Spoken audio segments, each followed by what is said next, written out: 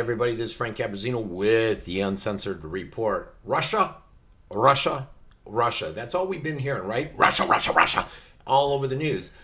But they're talking about it in the wrong context. They're talking about the collusion story that's been proved invalid. Well, there's been collusion, just not the collusion MSN's been focused on. But what about the latest Russia, Russia, Russia?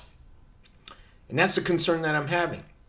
They came out and he said basically that NATO, war with NATO would be an open strike. We all heard that. It was in the news today. Well, you didn't hear it if you only watch MSN, but if you watch my YouTube show or others, that's where you get your info.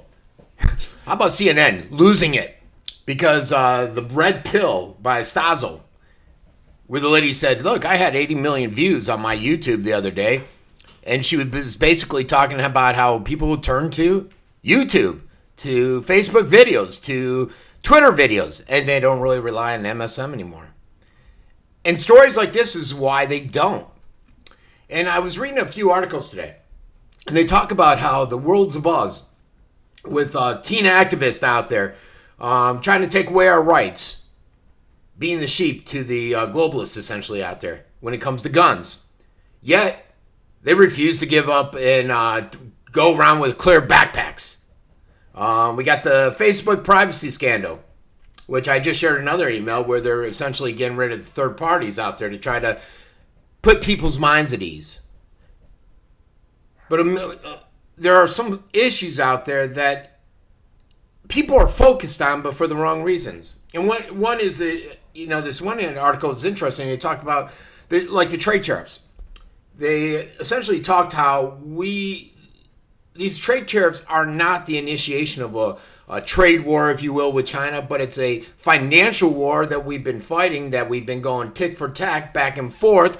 It's a punitive trade tariff out there because we were striking back against China. Essentially, we came in, we took some action.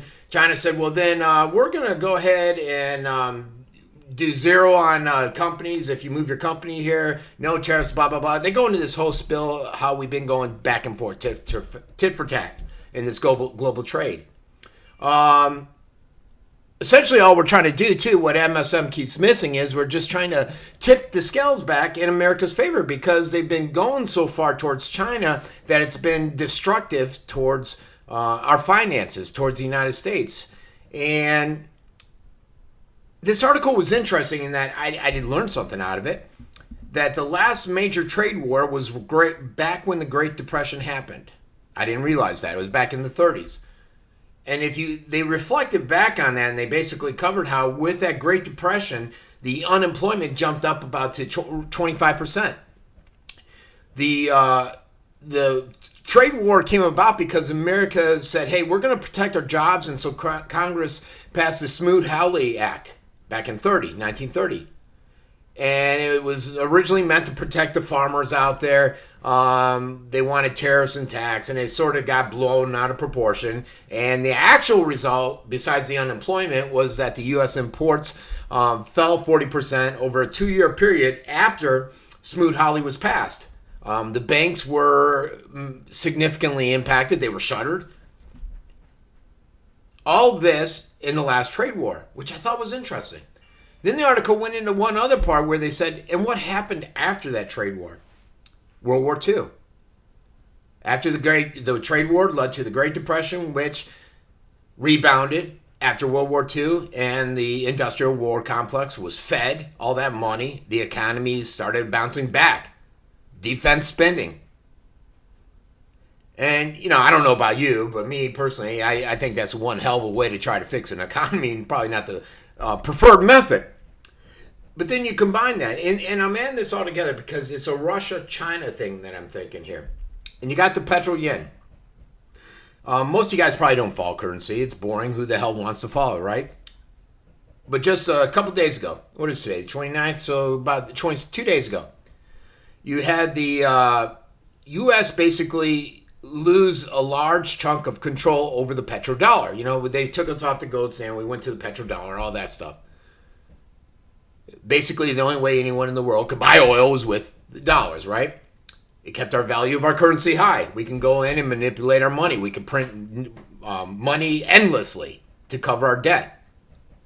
But now Russia and China, and I think some of the BRIC companies too out there, are countries that are part of that whole BRIC thing, are saying, look, we're going to buy oil using the yen. Yuan. And it's backed. I mean, China is backed with all the gold they have in Russia. But so what does this mean for us? Well, when you start ditching the dollar on the petrol, inflation skyrockets, major inflation. If our dollar is worth less, it's worthless on the global standard, it means everything we import is going to cost more, which means our inflation is going to skyrocket, which is going to significantly hit our economy.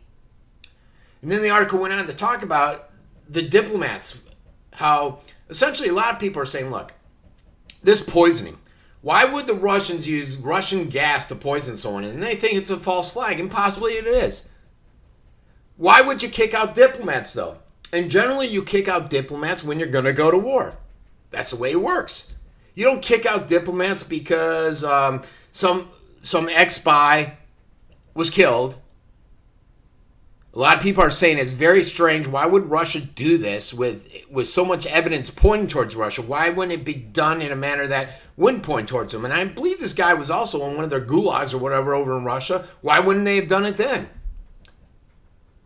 And this all took place about, 11 days after they leveled sanctions against Russia. That's the other thing, the sanctions against Russia.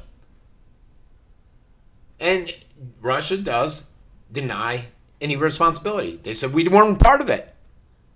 And whether they're poisoning their former agents or not,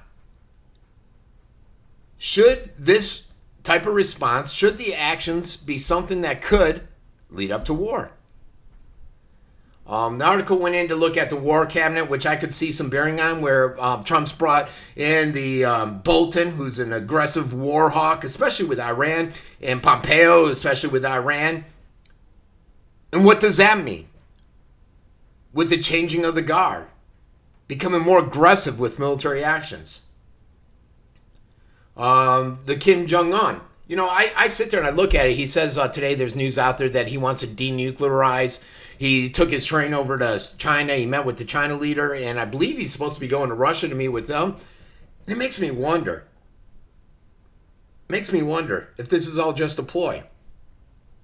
If they're building some kind of solidarity.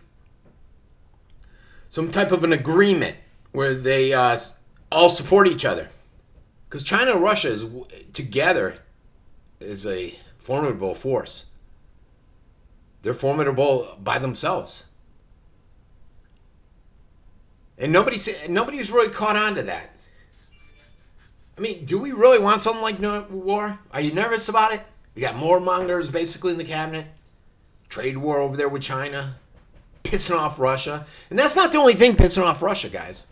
It's the massing of forces along their border. Russia's not happy with NATO massing troops along their borders in the Baltics. They're not happy with the United States and other governments approving large amount of sales to the Ukraine for specialized weaponry. They're not happy about this. So now Russia's moved. They got thousands of soldiers along their borders. I covered the other day, I was talking about China, North Korea, India, and Pakistan and China, the issues there. And I covered how Russia's amassing troops along their borders. And it continues to happen. Warplanes, missiles, everything along their western front. And that's when Putin came in today calling for an open strike. He's concerned that NATO's preparing to strike him with the expulsion of diplomats and some of the actions, aggressive actions. And he says, you know what? Open strike. Our policy is we strike first. And what would happen there? It would spread another world war. Just like the last time, trade war, depression, war breaks out. You know, NATO's gone there. They've talked about how they're going to get rid of diplomats, tit for tat tack. And Russia's response is to position their military strategically to win a quick war, with an open strike against the Western forces in Europe. Then what would happen? It should be concerning. You guys hopefully are paying attention to what's going on over in Russia. But you're not if you're following MSM. But if you're listening to this, then you're paying attention. All right, everybody. This has been Frank Abbruzzino. Oh, don't forget, I've made $12 off this Amazon. So every time you click Amazon on my website, I make money. Not a lot, but I make something. And then longevity, vitamins. I drink it every day. Some of the best organic stuff out there. I'm a 2-hour-a-day workout freak. Trust me when I tell you, this is the good stuff. All right, everybody. Have a great day. This has been Frankie with the Uncensored Report.